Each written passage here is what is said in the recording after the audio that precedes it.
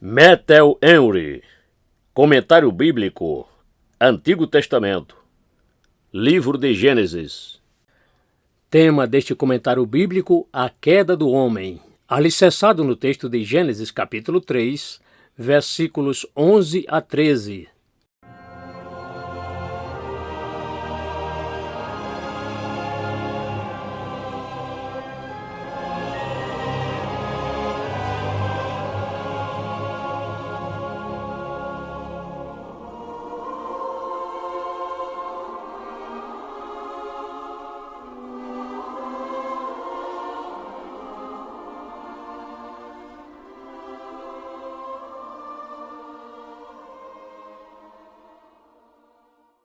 E Deus disse: Quem te mostrou que estavas nu? Comeste tu da árvore de que te ordenei que não comesses?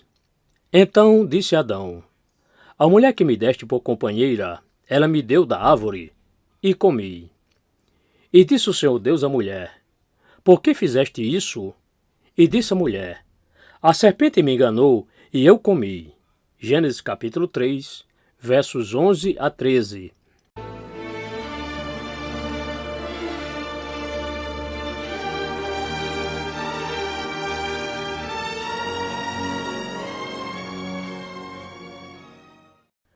Aqui temos os criminosos julgados culpados pela sua própria confissão e ainda assim esforçando-se para desculpar e atenuar o seu pecado. Eles não podiam confessar e justificar o que tinham feito, mas confessam-no e tentam atenuá-lo.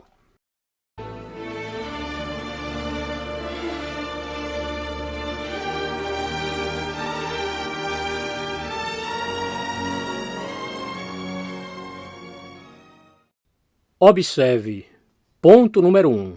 Como a confissão foi arrancada deles. Deus perguntou ao homem: Quem te mostrou que estavas nu? Verso 11. Como você veio a perceber a sua nudez como sendo a sua vergonha? Comeste tu da árvore proibida? Observe que, embora Deus conheça todos os nossos pecados, ainda assim Ele deseja conhecê-los por nosso intermédio e exige de nós uma sincera confissão. Não para que ele possa ser informado, mas para que nós possamos ser humilhados. Neste interrogatório, Deus o lembra do mandamento que ele tinha dado. Eu te ordenei que não comesses. Eu, o teu Criador. Eu, o teu Senhor. Eu, o teu benfeitor. Eu te ordenei o contrário. O pecado parece mais claro e mais pecaminoso sob a lente do mandamento. Portanto, Deus aqui a coloca diante de Adão. E nela, nós deveríamos ver os nossos rostos. A pergunta feita à mulher foi: Que é isso que fizeste? Verso 13, versão Revista Atualizada. Você também reconhece a sua falta e a confessa? E você também reconhece que coisa má ela é?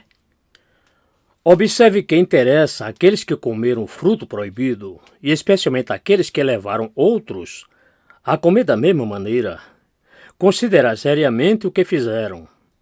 Ao comer o fruto proibido, nós ofendemos um Deus grandioso e gracioso.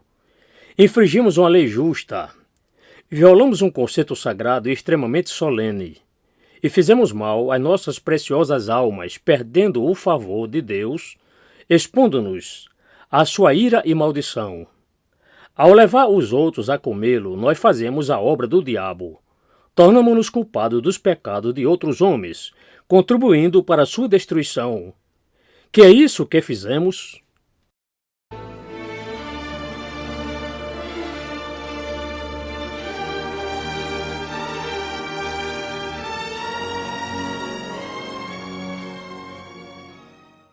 Ponto número 2. Como seu crime foi atenuado por eles na sua confissão. Era inútil declarar-se inocente. A aparência das suas fisionomias testificava contra eles. Por isto, eles se tornaram seus próprios acusadores. Eu comi, diz o homem, e eu também comi, diz a mulher. Pois quando Deus julgar, ele irá dominar. Mas estas não parecem confissões penitentes, pois em vez de agravar o pecado e assumir a vergonha, eles procuraram desculpar o pecado tentando lançar a vergonha e a culpa sobre outros. Primeiro, Adão coloca toda a culpa sobre a sua esposa. Ela me deu da árvore e forçou-me a comê-lo, e comi somente para agradá-la. Uma desculpa frívola. Ele deveria tê-la ensinado, e não ter sido ensinado por ela. E não é difícil determinar por quem ele deveria ter sido governado, pelo seu Deus ou pela sua esposa. Aprendam, portanto, a nunca serem levados ao pecado por aqueles que não os livrarão do julgamento. Não cumpramos uma ordem que não nos isentará do julgamento. Portanto, nunca sejamos dominados pela insistência para agir contra as nossas consciências, nem jamais desagrademos a Deus, nem mesmo para satisfazer ao melhor amigo que tivermos no mundo. Mas isto não é o pior.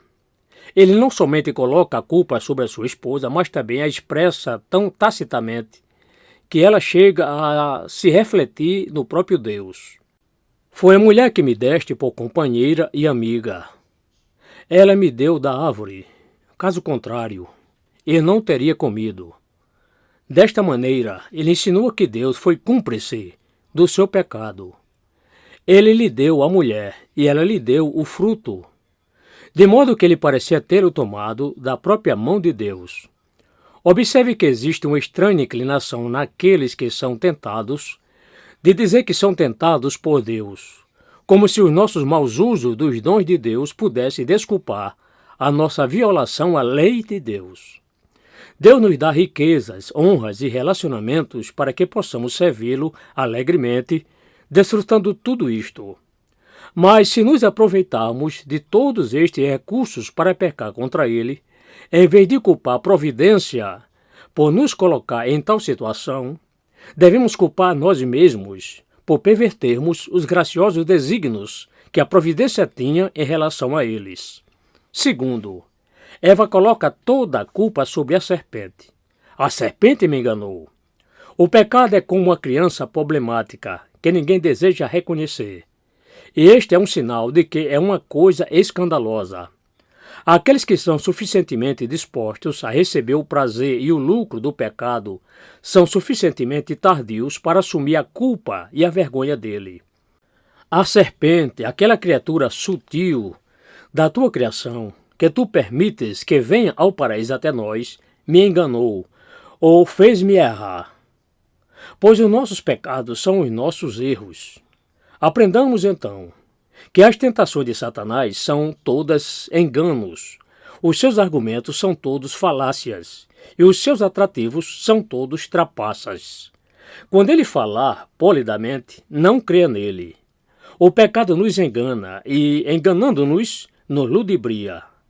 É pela falsidade do pecado que o coração se endurece. Veja Romanos 7, verso 11, Hebreus 3, verso 13. Que, embora a sutileza de Satanás nos atraia ao pecado, ainda assim não nos justifica no pecado. Embora ele seja o tentador, nós somos os pecadores e, na verdade, é a nossa própria concupiscência que nos atrai e engoda. Tiago 1, verso 14. Portanto, que a nossa triste humilhação pelo pecado não diminuam porque fomos enganados para cometê-lo. Mas, em vez disto, que aumente a nossa indignação, o fato de que permitimos ser enganados por um trapaceiro conhecido e um inimigo declarado.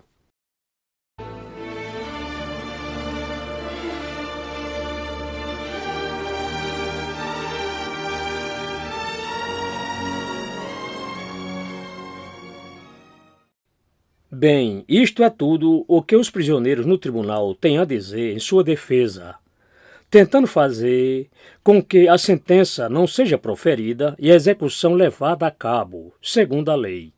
Porém, esta tentativa é igual a nada e, em alguns aspectos, pior do que nada.